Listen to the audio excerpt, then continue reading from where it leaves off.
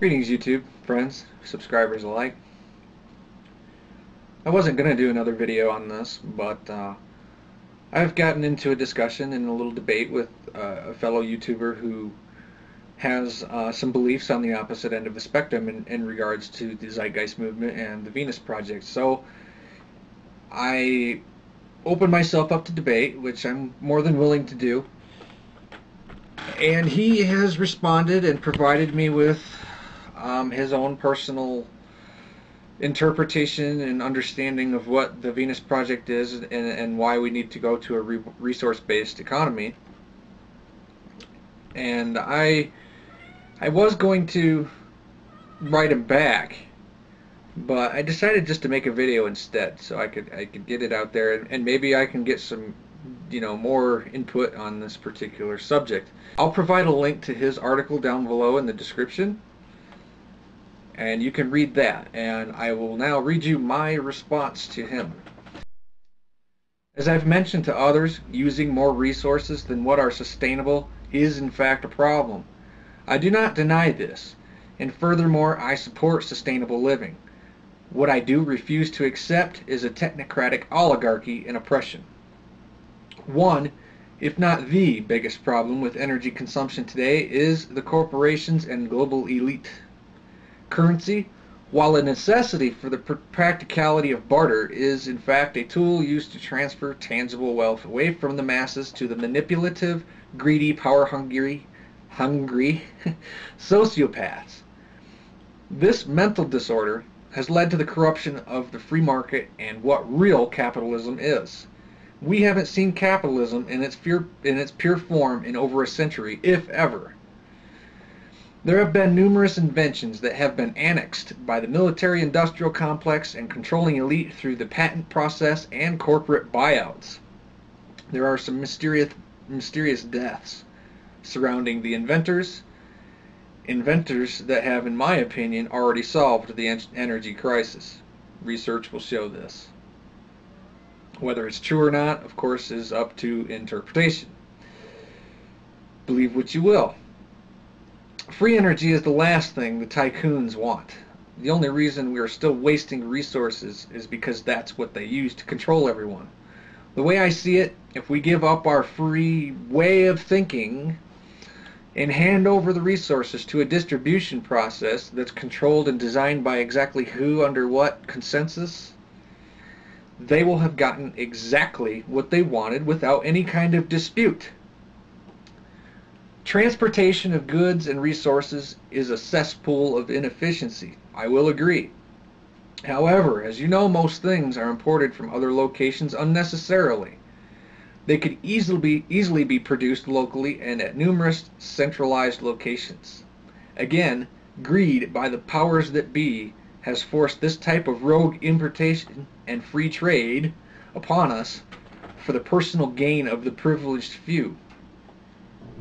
The shit building materials and concepts that companies use today is to generate as much profit as possible without considering the repercussions. This again can be tied to corruption and greed. The political system is equally corrupt, thus allowing for loopholes and bunk legislation via lobbying and backdoor dealings. Stick-built homes are not by any standards practical. Education today indeed does seriously suck. Undeniably.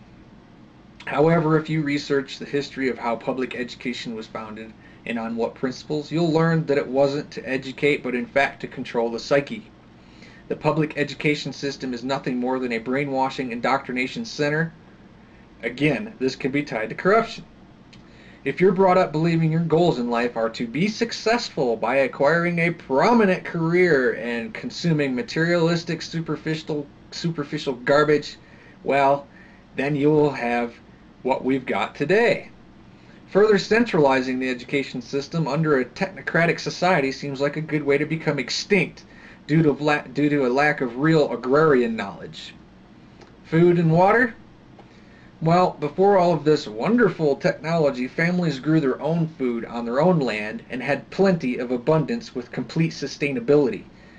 Before mega farms, industrial pollution, and environmental neglect due to, again, greed and corruption, the waterways were pure and clean.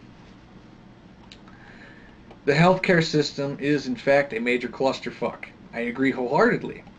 I also agree that people need to return to a holistic medicine as much as possible. Medical insurance is a Ponzi scheme at best. Everything we pay for today is artificially inflated, and we don't have a true money system, but in fact a fiat fallacy that can be manipulated to nearly no end.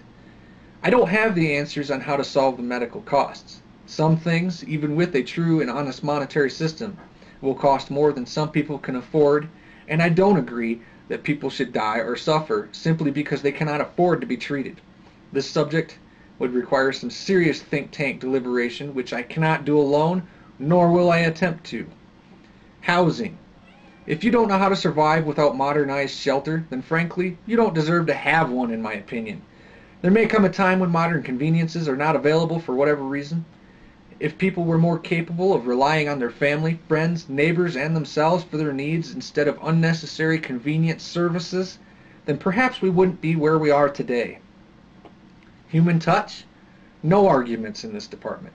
Agree in full.